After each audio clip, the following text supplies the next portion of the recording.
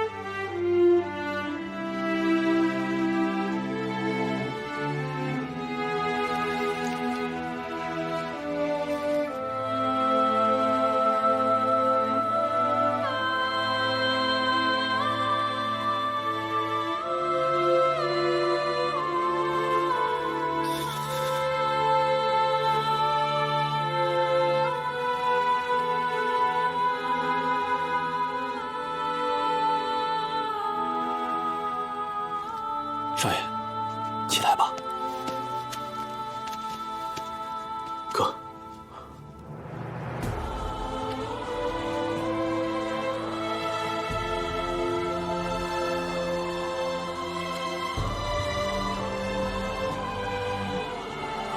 少爷，哥，少爷，少爷，少爷，哥，少爷。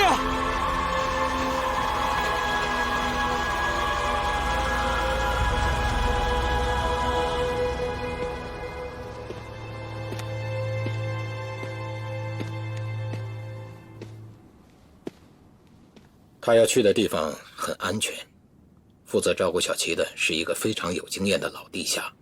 再说，还有小刀跟着的，所以安全问题你不用担心。安全方面我倒不担心，我现在唯一担心的是我哥的心结。他要是想不开的话，以后就废了。这个别人帮不上忙，完全要靠他自己。如果说他能够把这一关顺利通过的话，他就会成为一个真正有担当的男子汉。他会的，我哥一定会的。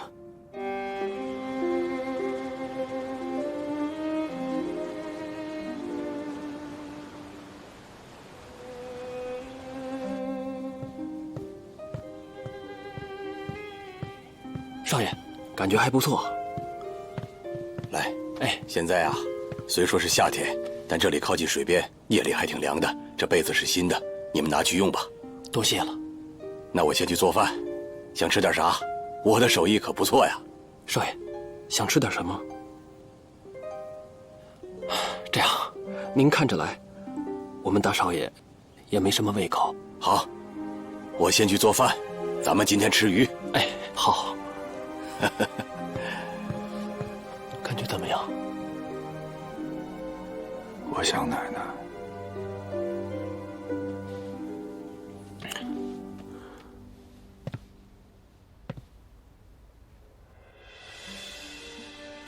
他没带我回家，我觉得他开始怀疑我了。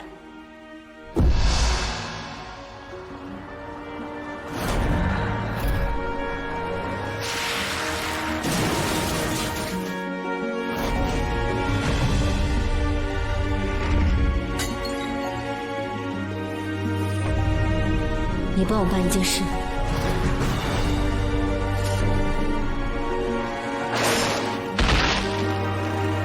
不用套我的话。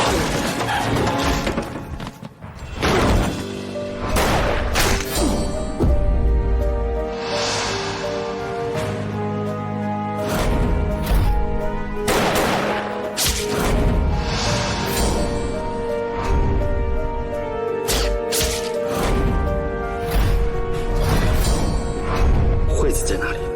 我只要一个地址。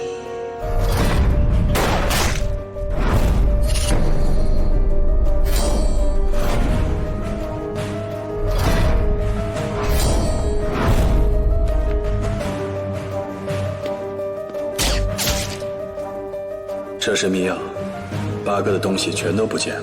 拿走东西的是两个年轻人，应该就是云鸿生和云鸿奇。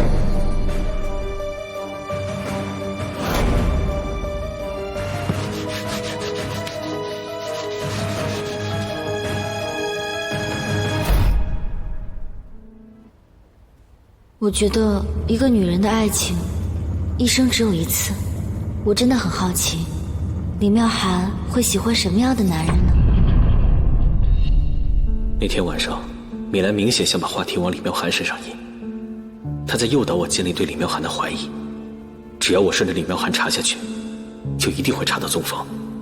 她是想诱导我最终得出一个虚假的结论：宗方就是昆武，她想掩护真正的昆武。米兰从云家返回伤病医院所乘坐的黄包车，包括车夫都已经失踪。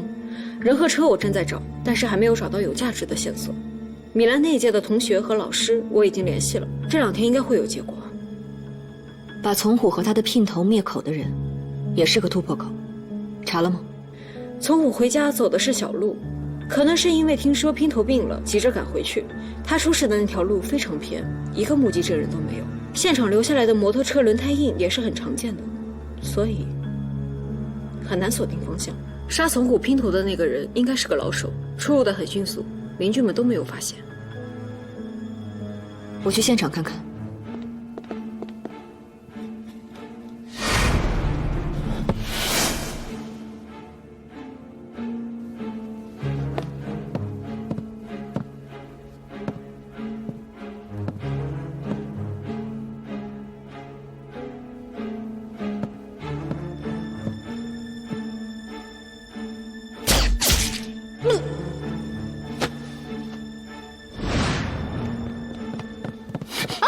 别开枪！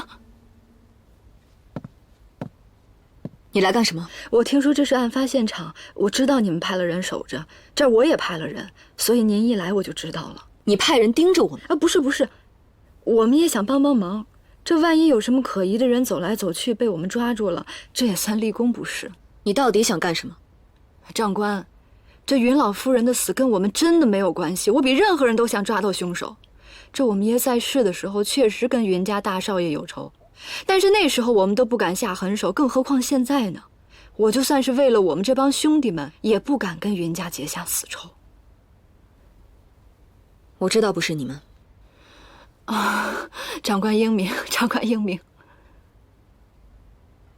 7月2号的发货人是谁？7月2号，那天你们发了什么货？你心里不清楚吗？哦。我想起来了，最近报纸上老说这事儿。至于那批特殊的货，我们从来不会问货主发的是什么，这是江湖规矩。不是，您就这么看着我也没用，您就算是打死了我，我也真不知道。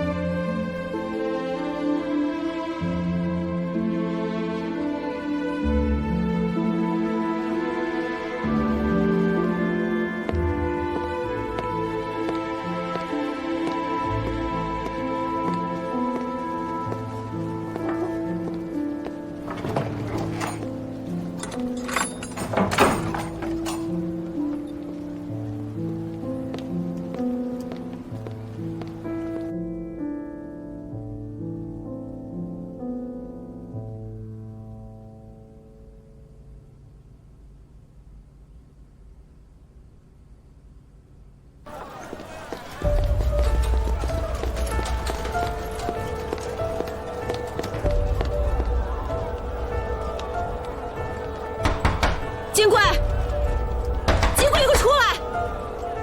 金贵，你给我滚出来！金太太，金太太，金太太，你赶紧出去看看吧，外面来了个泼妇在闹事，还点名要见你。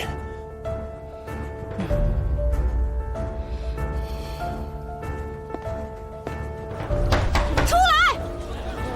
你给我出来！金贵，你终于出来了。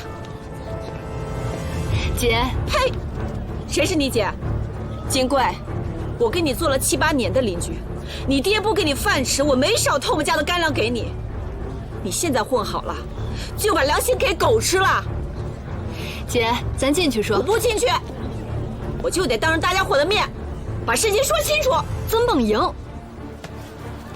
你欺负我不识字，和药店老张合伙演戏，骗我签下这入股的文书，想拉我们家老唐下水。我告诉你吧，门都没有！我们家老唐什么都不知道，他连这东西长什么样都没有见过。你现在倒台了，就拿这个东西来威胁他，让他给你擦屁股，做梦。字是我签的，手印是我按的，你想怎么着冲我来，我奉陪到底。你们两口子唱双簧唱到我这儿了，不认账了就早说啊，何必闹这么一出呢？当初拿我们家钱的时候，您二位可不是这么个嘴脸啊！我要是拿了你们萧局的黑钱，我就天打雷劈，不得好死！你敢发这样的毒誓吗？唐太太，我们干这行的最不怕的就是发毒誓。行，那你现在就发个毒誓。如果你金贵刚才说的话不是真话，白庆奎就生生世世投不了人胎，永远就只能做个畜生。你怎么不敢了吧？不敢发毒誓了吧？大家伙你们都看到了吗？他根本就不敢发这个毒誓。我男人跟白庆奎还有金贵他们做的那些破事，半点关系都没有，半点关系都没有。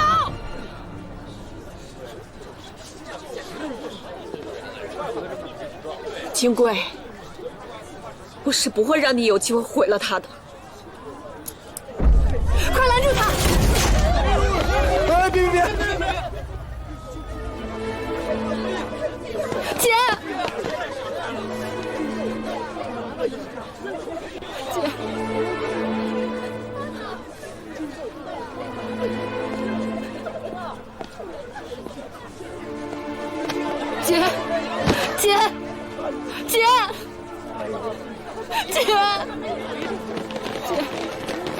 让开！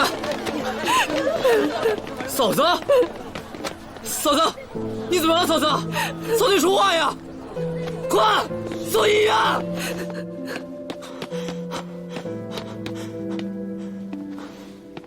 队长，对不起，嫂子她不在了，你节哀吧。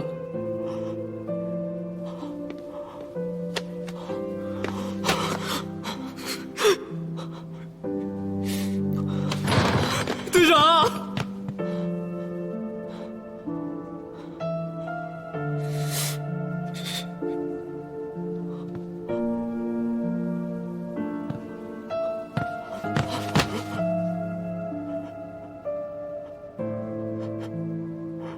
老爷，别动我，你走了，我跟孩子怎么办？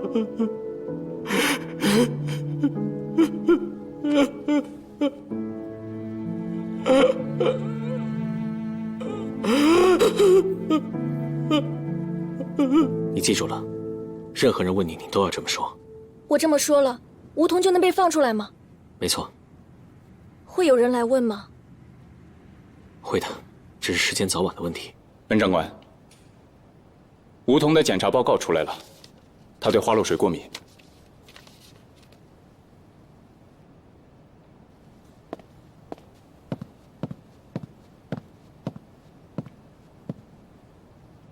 有几个人知道你对花露水过敏？哎呀，我不行了，不行了，大夫救命啊！你怎么了？大夫，我不行了。好的，您稍等一下，我现在就去叫他。您稍等。哎，米兰，你电话。谢谢啊。不客气。喂，你好，哪位？米兰，我是护校的周老师啊。您是哪位周老师啊？不好意思，我记不太清了。啊，我是教务处的。教务处？我记得有李老师、赵老师，不记得有周老师啊。我是你们毕业那年去的护校，你可能印象不深刻。那您找我有事吗？你们班有一个叫苏晓的同学，你跟他还有联系吗？我找他有点事儿。苏晓他已经不在了，去年大火，他没能逃出来。这么年轻，太可惜了。是啊。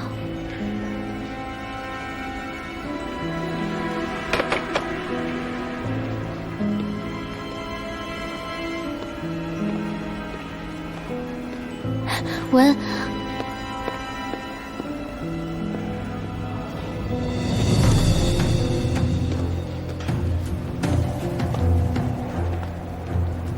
这个突然冒出来的周老师让米兰很不安，他不相信这个周老师真的是想通过他找到苏晓，一定是有人在背后调查他，会是谁呢？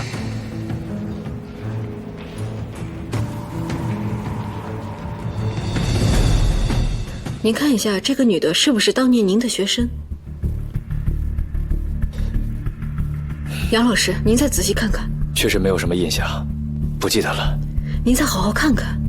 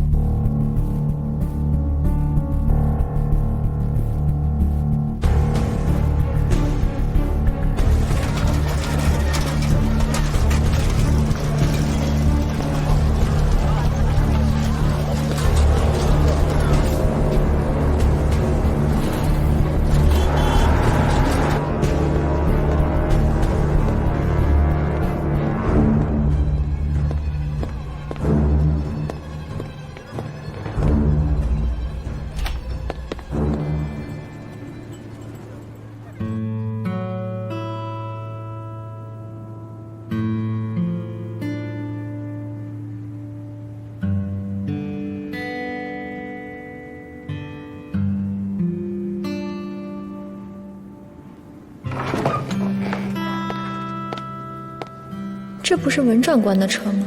他来干什么？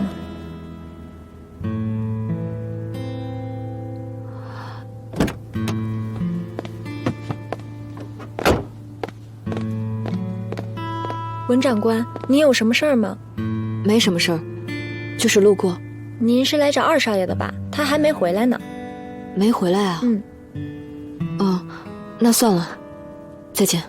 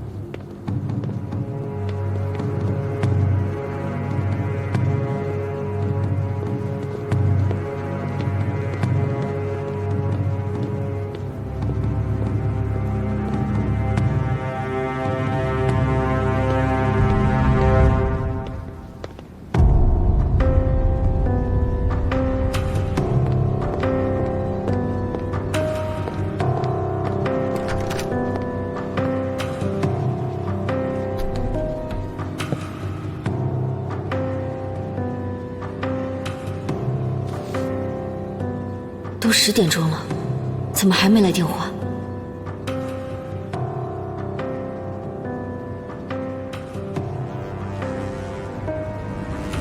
看来他们是通过这个电话联系的。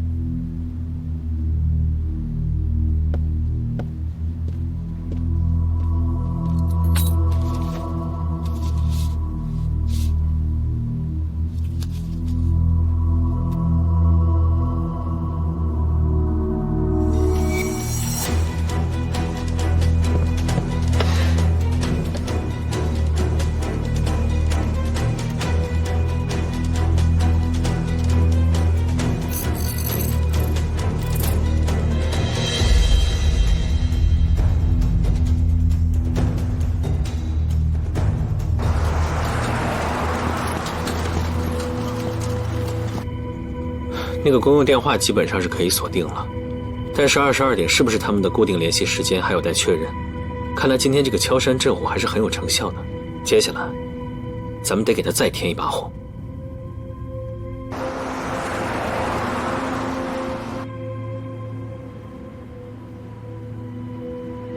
副站长，这么晚叫我出来，有什么事儿啊？我想到让凌寒现原形的办法了。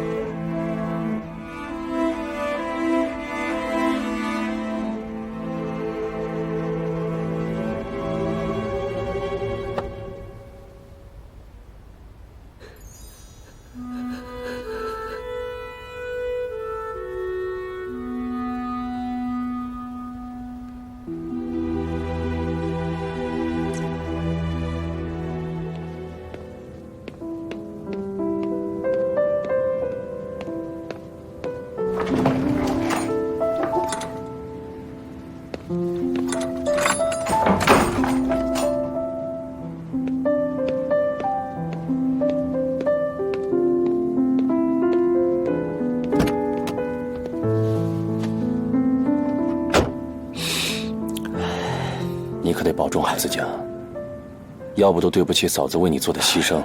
放心，我扛得住。伯母和2个孩子，你有什么打算？我已经给我妹妹发电报了，让她过来照顾我母亲一段时间。我们家老大今年12了，可以自己照顾自己，也能帮助我照顾他的妹妹。请组织上放心，我不会影响工作的。我不是那个意思。这样，我呢现在代表组织上给你个提议，你考虑一下。你说，亲近我党的爱国人士，合资在根据地建了一所学校，专门接收烈士的遗孤和父母在特殊岗位上战斗的孩子们。生活上的遗婴问题全部由党组织来解决。你是说，组织上帮我照顾孩子？当然了，而且在那儿有很好的教育，有专门的人来照顾他们。要是你舍得的话，我就安排老杜尽快把他们送过去。现在日军在长沙城外虎视眈眈，我想为党多做点工作。可这2个孩子确实是我的拖累，如果组织上能帮我照顾孩子，那就太好了。可是我又怕给组织添麻烦。你完全没必要有这种顾虑，这也是为了能够减轻你的负担，更好的工作。就这么定了。谢谢。要不你干脆休息一段时间吧，这段时间就不给你安排任务了。不用，我可以的。组织上是不是有新任务？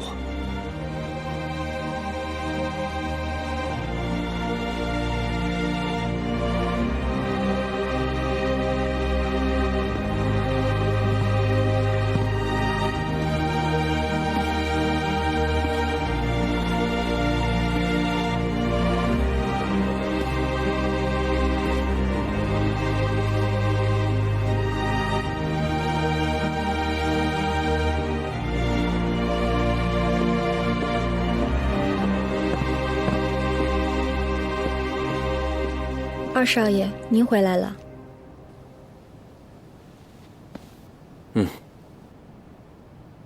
把你吵醒了吧？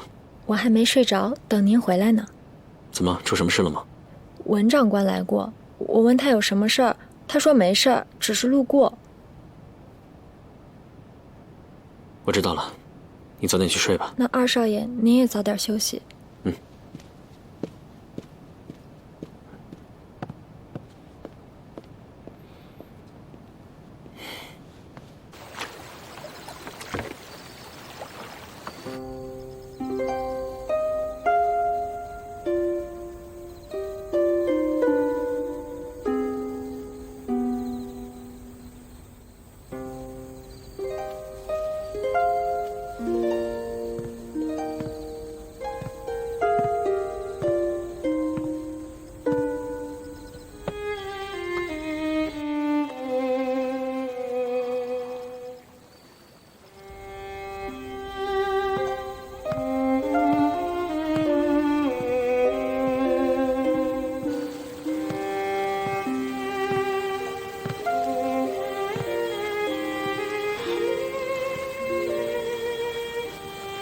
睡不着啊？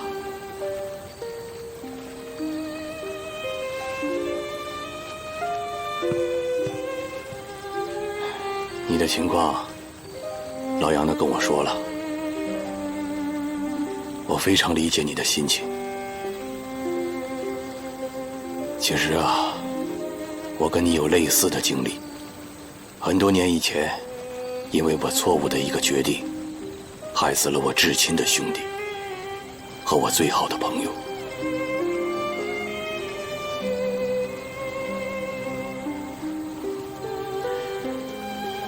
我异母同胞的兄弟才刚刚成家，弟妹还怀着孕，他死的时候才21岁，还没听到孩子叫他一声爹。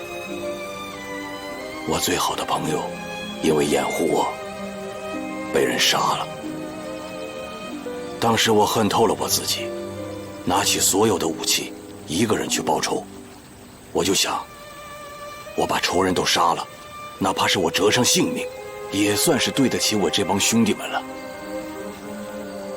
后来是老杨救了我，他问了我一个问题，他说你要死了，你兄弟媳妇儿还有没出生的侄子和朋友全家人，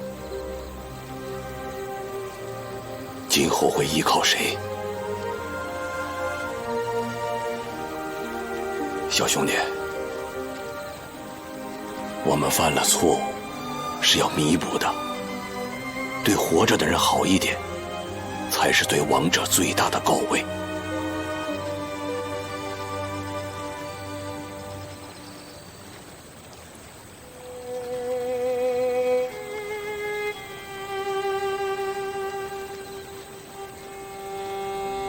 谢谢。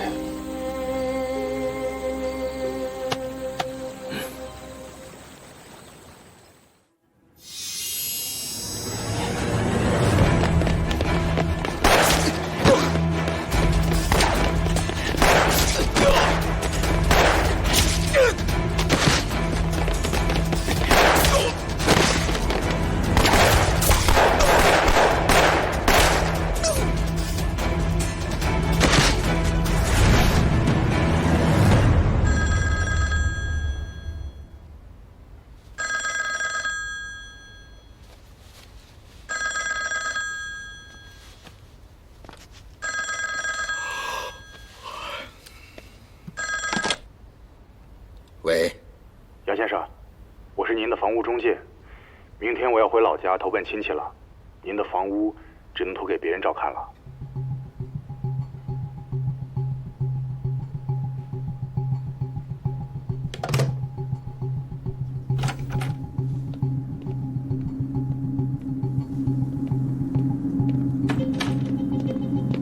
上海那边出事儿了，明天上午我们有个客人要来长沙，你让叶英亲自去接。好的。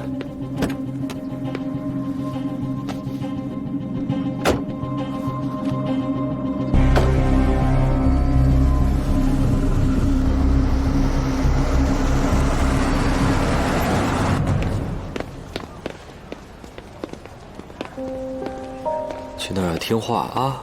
嗯。你照顾好妹妹，听见了吗？你是哥哥。好。啊。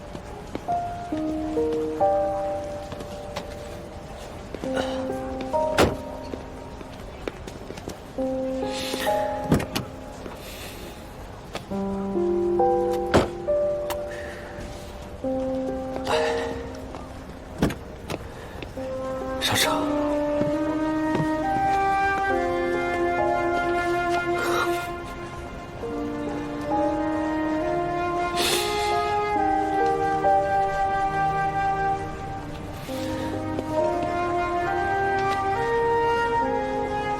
你听话。爸爸再见。再见。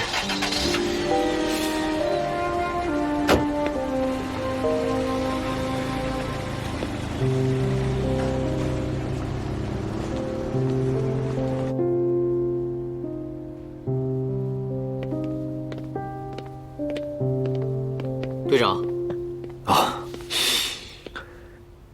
云组长，您怎么来了？唐队长，我知道撞死从虎的人是谁了。来曹氏包子铺大包子，皮儿薄馅儿大，18个折。哟，二位长官，里面请。来点什么呀？像他吗？队长，您别说，还真挺像的，体貌特征和当事人描述的一样。什么意思啊？姓名？曹元。前天上午9点到9点半之间，你在哪儿？前天上午，我在店里呢。谁能证明？我们这儿伙计都能证明。除了他们，还有谁能证明？还谁啊？那天我店里的客人倒是有不少，可是我不认识他们，我也找不着啊。哎呀，那这样，你把那天上午在这儿吃饭的客人的体貌特征都提供给我们，我们自己去找。长官，我这店里的客人每天人来人往的，那么多我也记不住啊。想不起来啊？啊，带走。哎，怎么？你别，长官，这是为了什么呀？这是总得有个理由吧？逍遥街的金贵你认识吗？我听说过，不认识啊。甭管他，他的保镖前天上午被人骑着摩托车撞死了，经举报，有人看到你在现场。你却说那天上午你在包子铺里，又找不到合适的证人，那就只能请你跟我们回趟警察局了。哎，这是谁呀？光天化日，空谷白牙！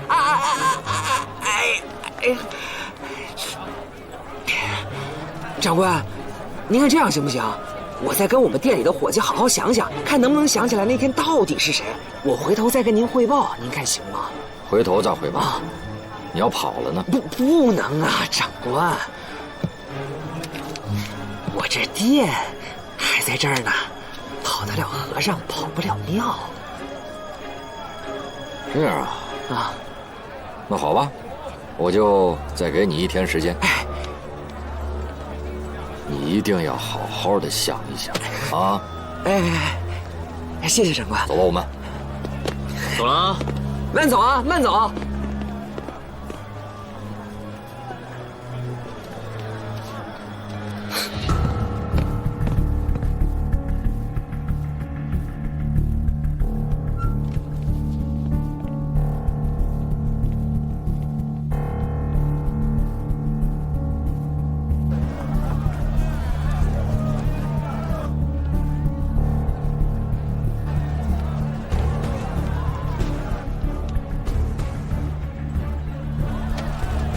来，爷。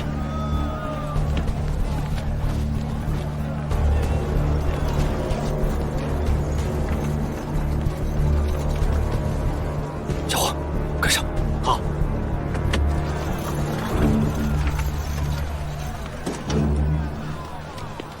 哎，你慢走啊。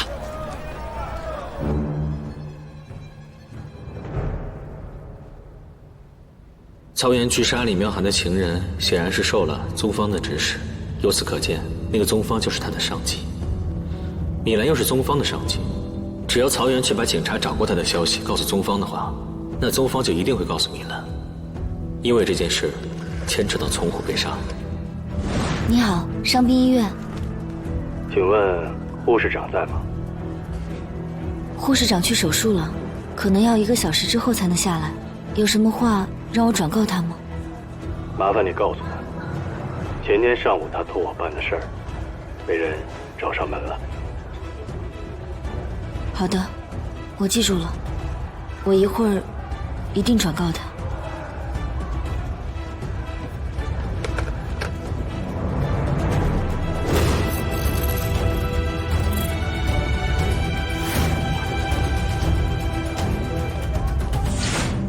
你的意思我好像弄清楚了。你看啊，宗方他怕军统顺着曹元查到他和米兰，那么他就一定会向米兰示警。而米兰前面被护校的周老师下了一把，现在又加上了曹元的事情，他担心军统会盯上他，从而迁出昆吾。所以当他得到宗方的示警之后，会第一时间告知昆吾。没错。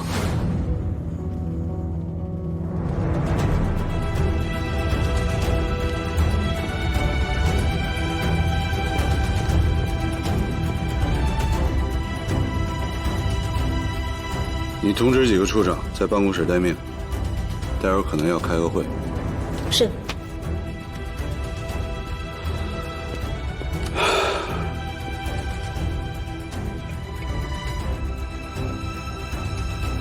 接下来就看林寒上不上钩了。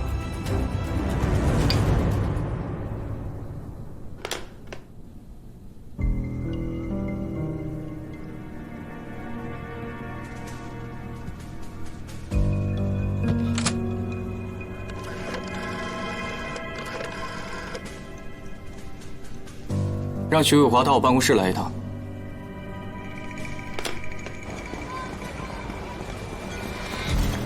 哎，师傅，就这儿。谢谢。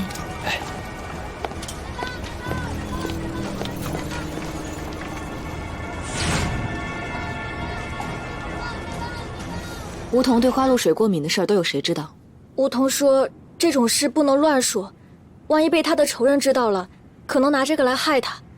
所以，除了我，就是他爹娘知道了。哦，对了，还有一个人。谁？六子。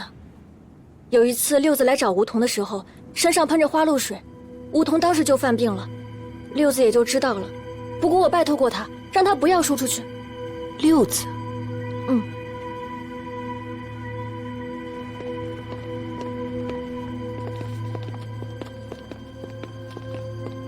文组长，花露水的味道。那天去提审梧桐的人是徐伟华，难道这只是一个巧合？梧桐过敏这件事还是要深挖一下。我觉得能在咱们眼皮底下做这种事儿的人，十有八九就是那个内鬼。梧桐是在林寒审讯的时候出的事儿是吧？嗯。林寒办公室的电话监听了吗？监听了。进来。站长，副站长，梧桐的检测报告出来了，六子已经死了。没办法确认他把梧桐对花露水过敏的事告诉了谁。梧桐的检测报告出来了，六子已经死了，没办法确认他把梧桐对花露水过敏的事告诉了谁。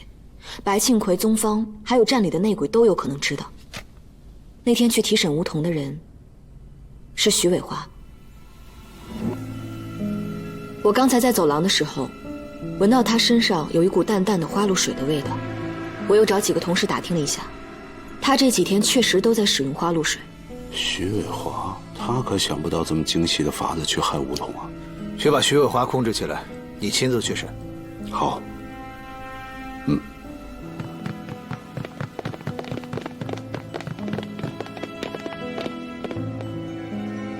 跟我来一下。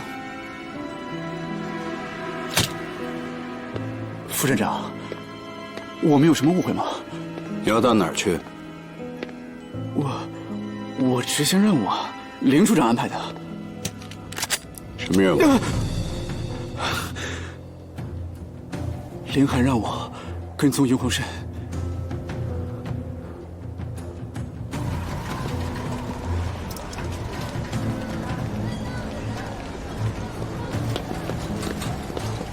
你好，这多少钱？1毛钱。看看。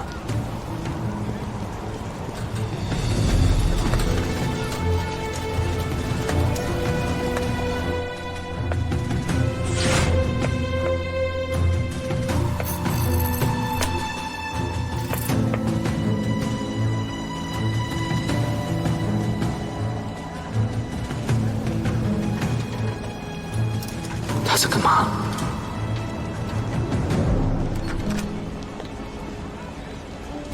黄包车，黄包车！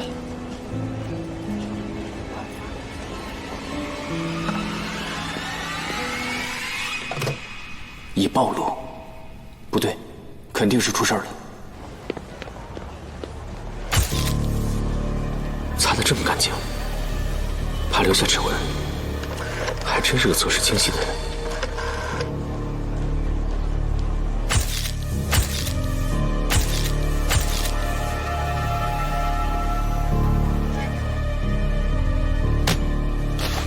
抓！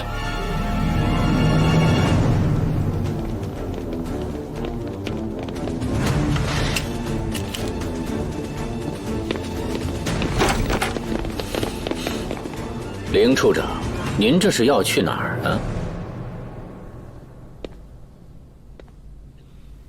你趁着我的耐心没有消失之前，你最好如实回答我的问题。是。那天是不是你让徐伟华去提审吴桐的？是。那你知不知道吴桐对花露水过敏？那天之前我并不知道。你怎么证明？我没办法证明。你刚刚在办公室接到一个电话，告诉我内容。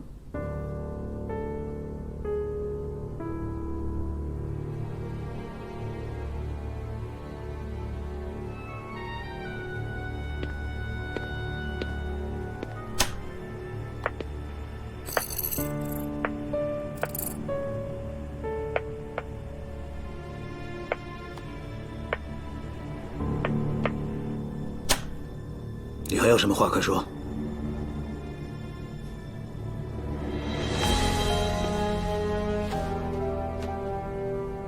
站长，这明显是一个聪明人设下的圈套，一个貌似铁板钉钉的证据，再加上几处无从反驳的疑点，足以让您对我产生怀疑。但事实上，除了刚刚这段录音能够直接证明我有内鬼嫌疑，其他所有的指控都经不起推敲。徐伟华这2天一直在用花露水，很多人都知道这件事情。能用这件事情做文章的，不止我一个。我不想听你说这些，我只想知道，如果你暴露了以后，你会怎么做？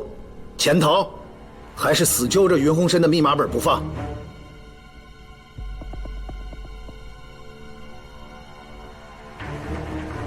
说话！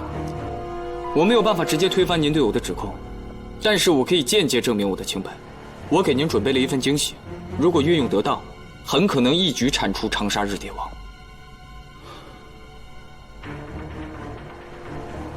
之前为什么不说？原因您清楚，我们的安全隐患依然存在。你觉得现在就没有安全隐患的存在吗？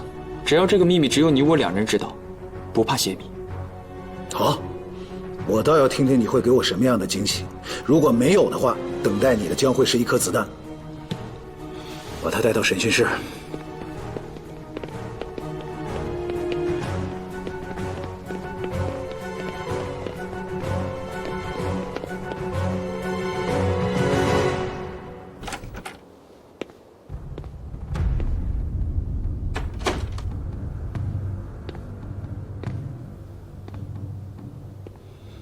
有什么想和我单独说的，说吧。站长，我有一个问题想请教您。说。今天的事情出现了一个悖论。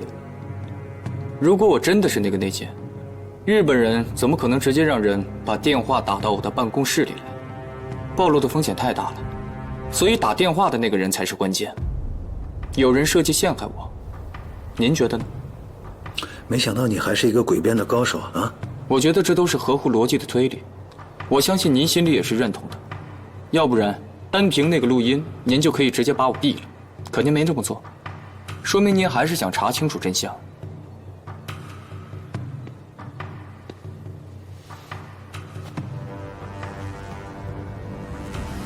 我相信合乎人性的推论，但是我也相信合乎人性的推理。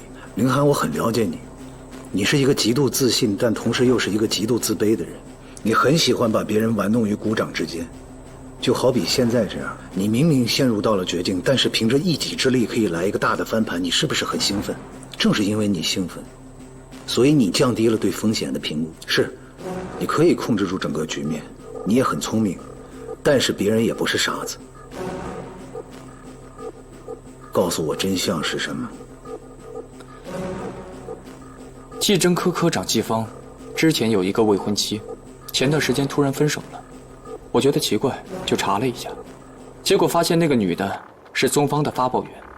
我没有惊动任何人，只是暗中监听了这部电台，所有的调查结果还有监听记录都在我的安全屋里。您上次去过的。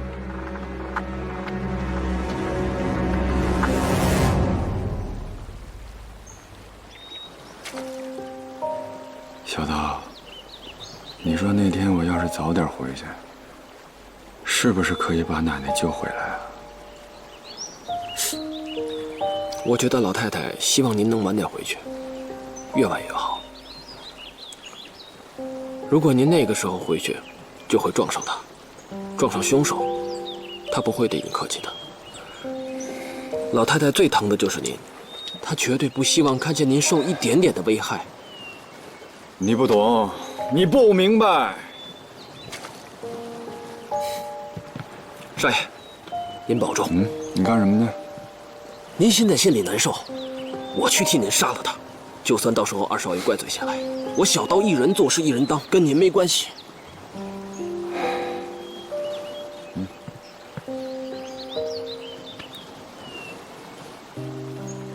你杀不了他。你确实比我功夫好，但是打平常人可以。小申跟我说，这帮间谍学的都是杀招啊，你去就是白白送死，有去无回。大少爷，没关系的，我去了就没打算活着。闭嘴！我警告你，以后在我面前不要再说这种混账话，你听见没有？待着。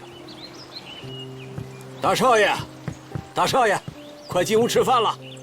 今天我刚打上来的鱼，有红烧的，有清蒸的。老黑，感谢你啊，这段时间对我们的照顾。是老杨把你们送来的，他的朋友就是我的朋友，千万别客气啊。大少爷，赶紧吧，黄酒我都温好了。好，吃饭。30年陈酿的啊。有多少？管够。哎，你说的。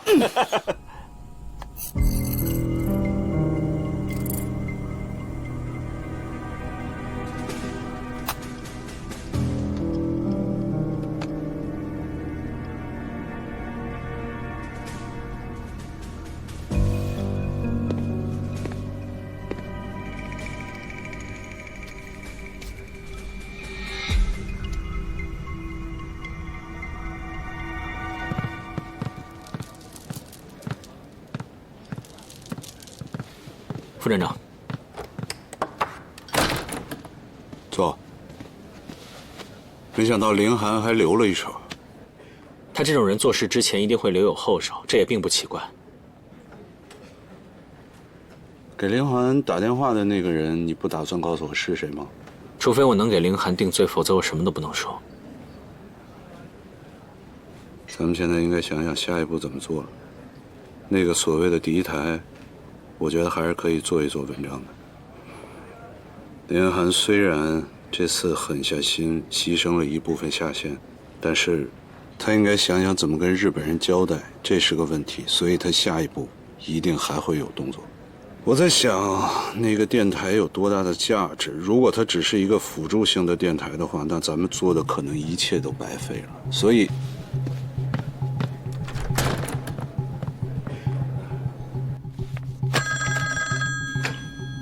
你好，吴彦明呢？组长刚出去了。林组长，你有事吗？他去哪儿了？我有急事找他。他接了个电话就出去了，也没有说去哪儿。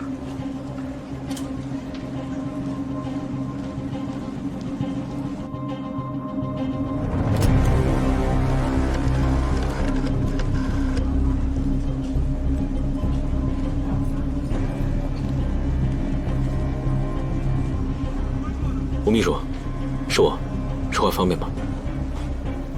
方便，你说。这几天你有没有派人跟踪凌寒？跟踪过，但是他很警觉，我们的人经常被他甩掉。不过，我倒是圈出了一个大概的坐标。在哪儿？向阳路。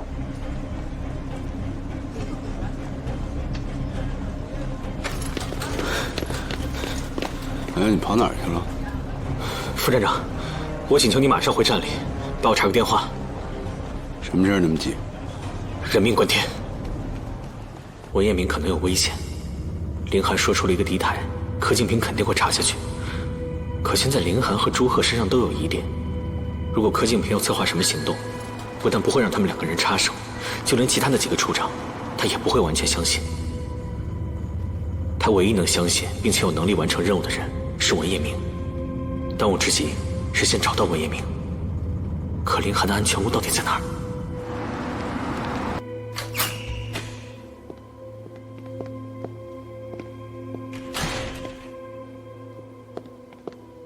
老师，安全吗？安全。我把车停到了离这2条街的地方，步行过来的。我确定没人跟踪。老师，是有什么任务吗？长沙的日谍接连被我们破获，他们应该现在是人手不够，所以向上级汇报，调派更多的人手。现在还没有什么消息，我估计最迟不会超过明天，所以你留在这块儿，有任何的消息立马向我汇报。是。在这个任务结束之前，除了我以外，你不可以和任何人接触，能做到吗？有问题吗？没有。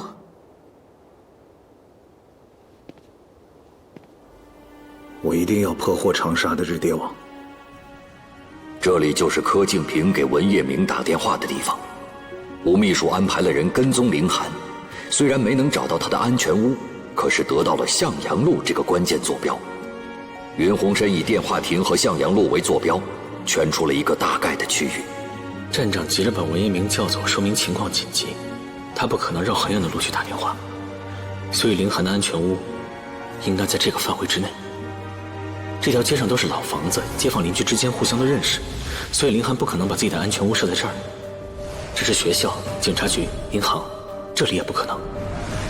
来来往往的人太多，没办法保密，而且很多警察都认识他。这里是商业街，人员流动频繁，好处是扎在人堆里不显眼，坏处是这里同样是打听小道消息的人聚集的地方。以林寒的性格，不会冒这种不必要的风险。哪个地方都不像，总不能挨家挨户去打听吧？这王八蛋，到底把他的安全屋设在了哪儿？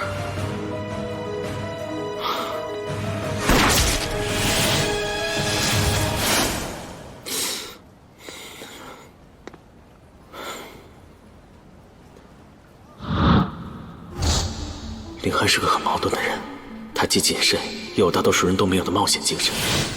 所以一方面，他把家里所有的书都处理得没有破绽；另一方面，他有一本和文业明一样的书，这本书本身也没有破绽，可是，在聪明人眼里，这本书的存在就是一个破绽。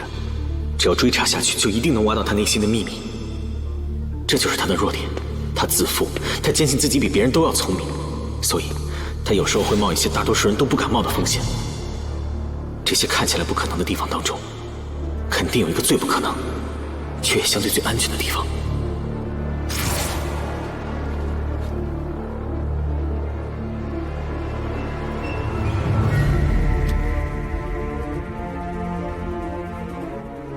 就是那儿。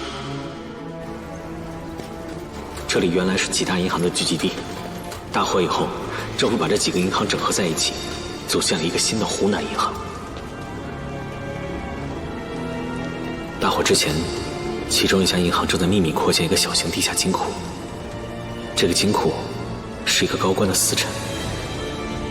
这个高官因为失职，被老蒋枪毙了。负责督建的人也在大火中被烧死了。这个小金库就成了一个秘密。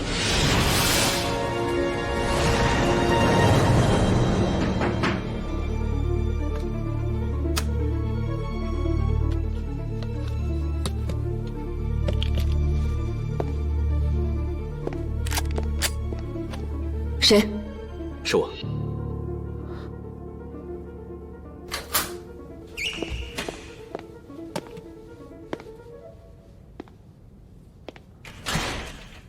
你怎么来了？站长让你来的。你自己过来的。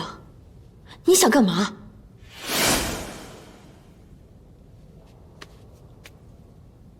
把你任务的内容告诉我。我不可能告诉你，除非站长同意，否则我必须对所有人保密，这是纪律。你知不知道，你在接受了这个任务的时候，就意味着你自己在我枪口上撞。林寒在供出这个内部电台的时候，就已经决定把你送出去，平息日本人的怒火。他很清楚，现在这种情况，站长只会相信你一个人。我是怎么跟你说的？我知道，如果运气不好，我就回不来了。不许胡说！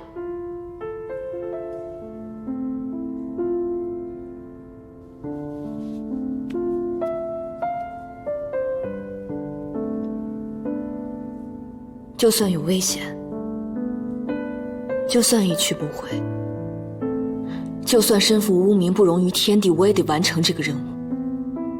这是我曾经立下的誓言，比我的生命还要宝贵。我不可能背弃它，你明白的。那我呢，胡彦明？你听我把话说完。从前站长给我下达任务的时候，我第一反应就是兴奋。可是刚刚，站长给我下达命令的时候，我居然在想，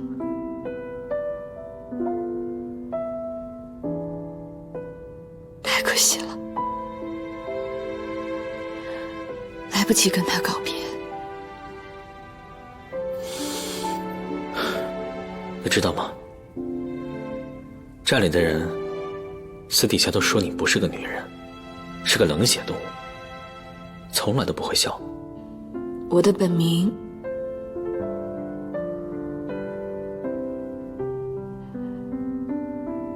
叫温言辞，10年了，我一时一刻都不允许自己软弱。我不能有弱点，不能有牵绊，这样才能心无旁骛地完成任务。现在，我允许自己软弱5分钟，承认对你的感情，承认曾经有过片刻对信念的动摇，承认我曾经幻想过做你的小女人。等这5分钟结束，我依然会履行我当初的誓言。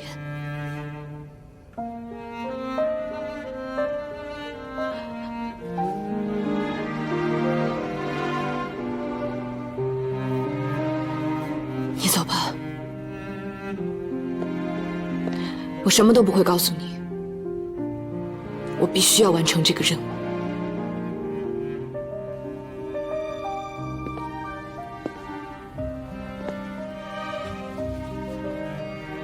我也有一个必须要完成，这辈子都不可能改变的任务，就是要永远和你在一起，永远的守护着你，不管你有多危险，我都会保护你。我既然过来，就不可能会放弃。我要和你一起完成这个任务，不管它有多危险，就算是要死在敌人的枪口下，那我希望我能在你身边，握着你的手死去。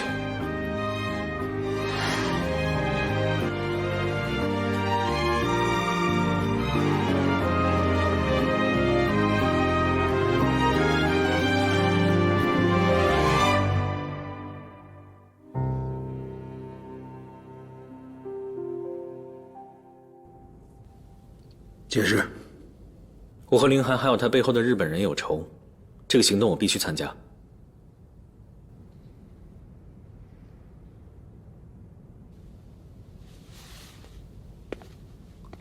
袁洪生，我告诉你，就算是你知道了录音的内容，我也不一定非得用你。我可以把你关起来，甚至我可以枪毙你。待会儿站长来了，看到我肯定会非常的生气。无论他说什么、做什么，你都不要讲话，在旁边看着就行。站长，这不是最优的选项。目前站里的情况内鬼成谜，您还能真正的信任谁？尤其是在这次行动当中，最关键的节点只能交给您最信任的人去完成。文彦明一个人根本就忙不过来。你觉得我信任你吗？这我知道，可是除了文彦明之外，我是最合适的人选。因为我最恨的就是日本人，我会不惜一切代价去报仇，所以我根本就不可能会泄密，而且我还会尽我所能的去完成这次任务。好，你说你今天跟踪我了，说说我的路线。您从站里出来走了大路，一直开到了市中心，然后在那里换了辆车，从黄兴路拐到一条小路上，最后把车停在了2公里以外的废弃工厂里，从那儿你坐了一辆黄包车，在警察局附近下的车。你小子真够狡猾的啊，避开了所有的重要问题。好比说我是从哪儿换的车，我在黄兴路拐到了哪条小路上，我在警察局门口是从左侧还是从右侧下的车，这几个问题我确实回答不了。您是个行家，又是个高手，全长沙城能跟得住您的人几乎就没有。我中间也是跟丢了好几次，所以我开着车瞎碰碰运气，试着把可能的路线全都走了一遍，才找到了这里。你不用跟我绕弯。凌寒今天的事情跟你有关系吧？嗯？说话。我只是做了一些诱导，如果凌寒没有问题的话，就什么事情都不会发生。你别跟我耍这些小聪明，你的这些小把戏我都清楚。你今天早上去警察局干什么了？敲山震虎。事实证明，我的计划成功了。给凌寒打电话的人呢？是米兰。如果我们想抓住他的话，随时都可以。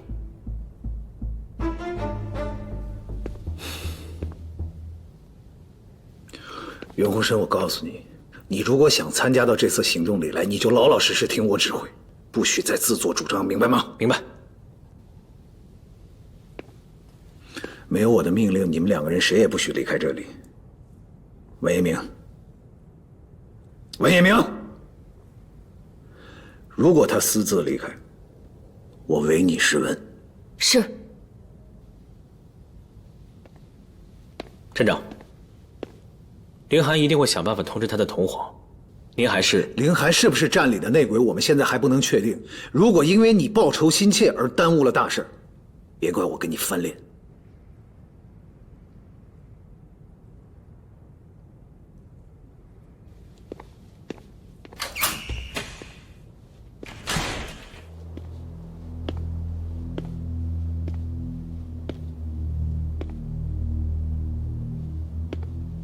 小张，我办公室的抽屉里有一本《资治通鉴》，你帮我拿过来，我打发一下时间。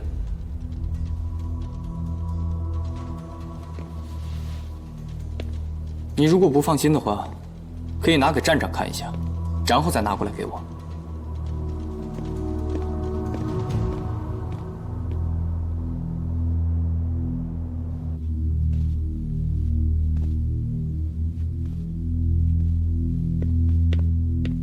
站长，您找我。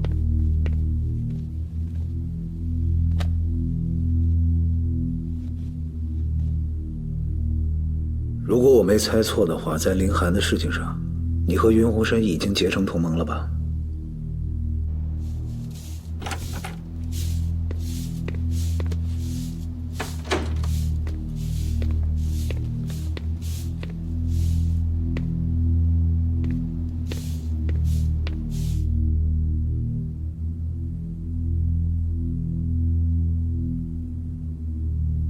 不错，站长，我确实在跟云鸿生合作，一起抓内鬼。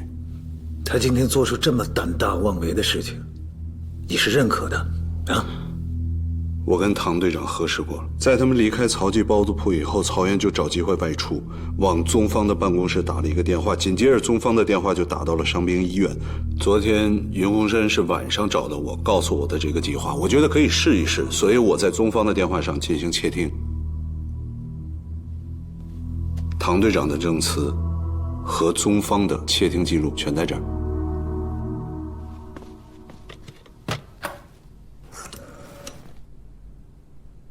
龚处长，马上派人把宗方、米兰还有曹记包子铺的老板全都给我抓了，要快！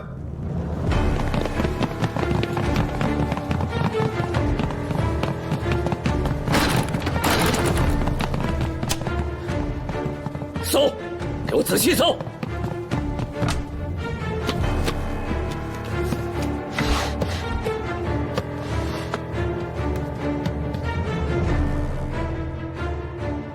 说，你们老板是什么时候出去的？下午就出去了，一直也没回来过。站长，进来。站长，凌处长刚才让我到他办公室拿这本书，说是要打发一下时间，他让我拿过来先给您检查一下。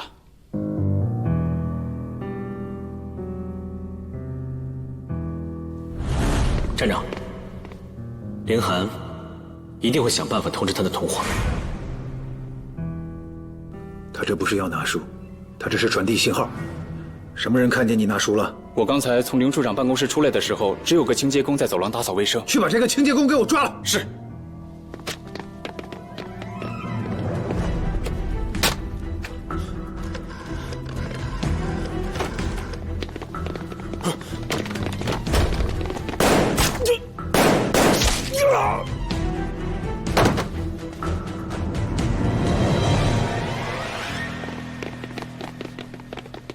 这个清洁工名叫魏小军，28岁，2年前来到站里。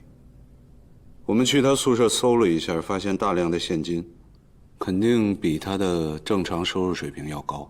至于他是带着任务来到站里，还是在站里被策反的，我还在查。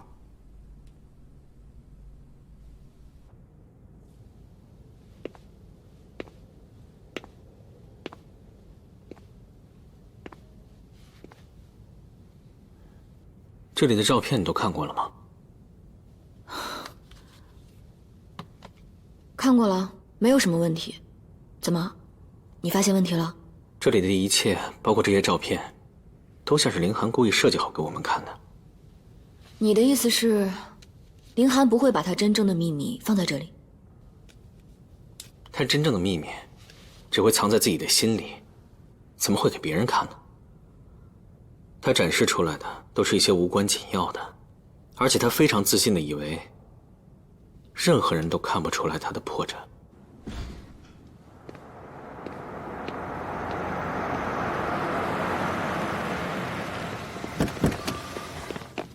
别动！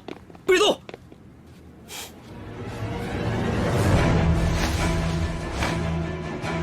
退后！会长，走！上车，追！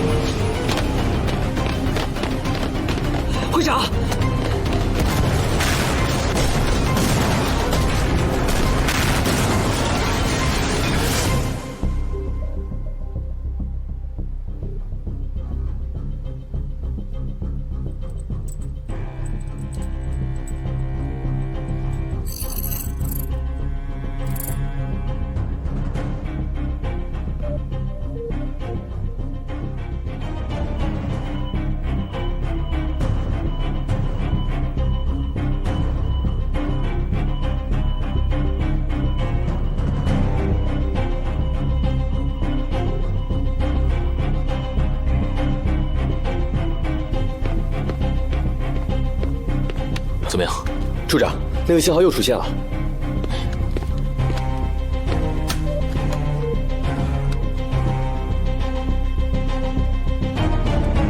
宗方、米兰、曹原，这3个人跟我一点关系都没有，是云鸿生报仇心切，设计了我。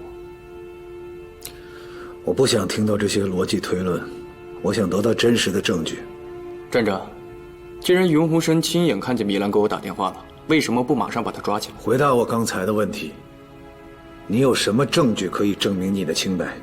证据我已经给您了，最迟明天，事情会有结论的。魏小军你怎么解释？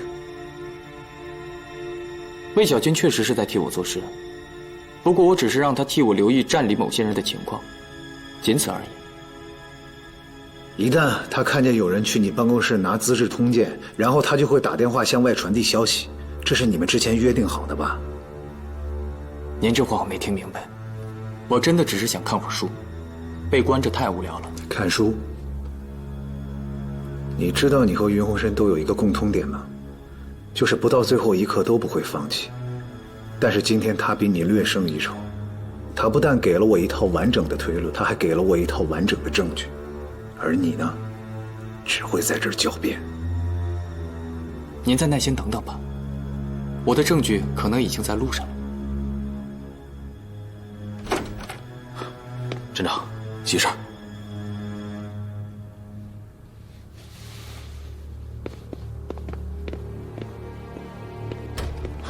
站长，以前这个信号出现过多次，我没掌握它的规律，就没向您汇报。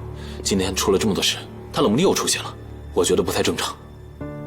这个信号出现之前和我们查的事情有没有什么重合点？不完全重合，但是非常接近。继续查。是。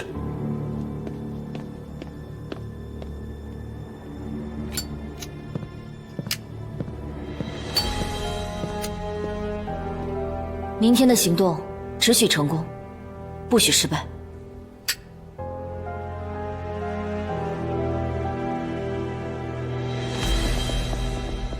你是说他是通过一只狗把情报传递出去的？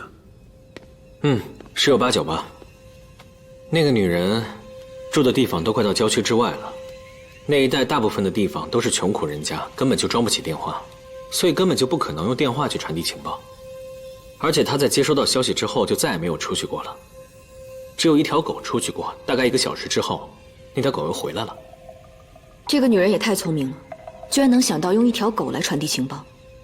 这样啊，明天的行动分为2个行动小组，一组抓这个女人，一组抓这个先生。是。明天上午12点会有一趟火车到达长沙，同一时间会有一艘客轮到港。可问题是，咱们对这个先生一无所知，根本就是大海捞针。那个先生，我觉得就是一个代号。日本人不可能只派1个人过来，他应该只是一个联络员。新派遣人员的名单应该就在他的身上。这个先生一定是一个重要的人物，对我们破获长沙日谍网至为关键，所以这个人抓住他。是。那站长，米兰和宗方呢？米兰找不到了，宗方和曹元都被炸死，说连尸首都没找到。我觉得这件事情有点不太对劲。宗方和曹元根本就没有死。你的意思是，这整件事情根本就是一个连环的圈套？宗方和曹元暴露了，所以就索性想办法让自己死了，这样才能更好的逃脱我们的视线。再者，宗方死了，这样就能更好的为明天接应先生的行动做准备，对吗？没错。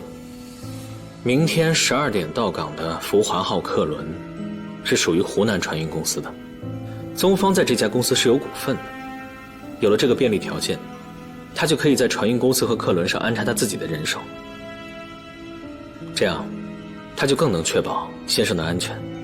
就算船上发生什么突发事件，他也可以杀人灭口。所以先生是10有8九坐船过来的。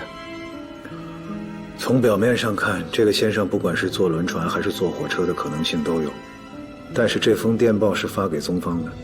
日本人在安排路线的时候，不仅会考虑到安全的问题，包括宗方接应的难度，以及万一发生的事情，他们会如何处置都会考虑进去。所以这个先生，我要活的。是。是。好了，和我说说吧，你是怎么知道宗芳没死的？站长，我猜的。猜的。你觉得我会相信吗？不管您相不相信，这个答案我确实是猜的。好，那我也告诉你一个我猜的事情：绑架李妙涵情人的人是你吧？你不打算把你知道的情报告诉我一些吗？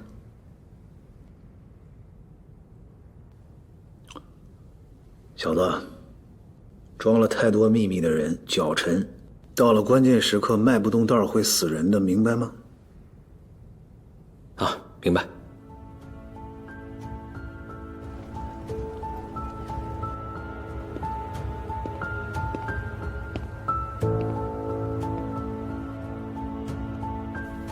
没有我的指令，在座的各位不准离开会议室。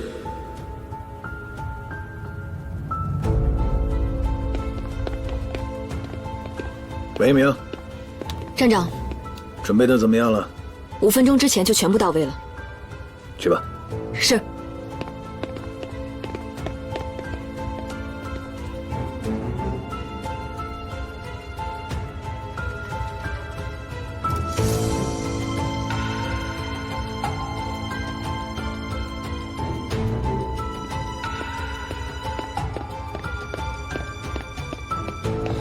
龚处长，目标还在家里，没有任何异常。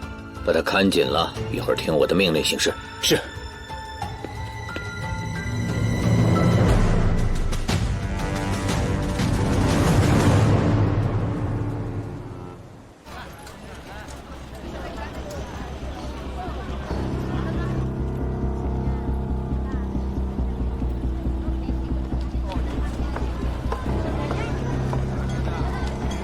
哎，香烟，来看一看，香烟，卖花了，卖花了，卖花了。看一看。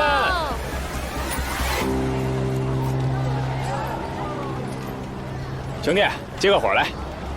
你们的第一个任务是扮演好你们当下的角色，不要观察，谢杨，不要有让人起疑的行为举止。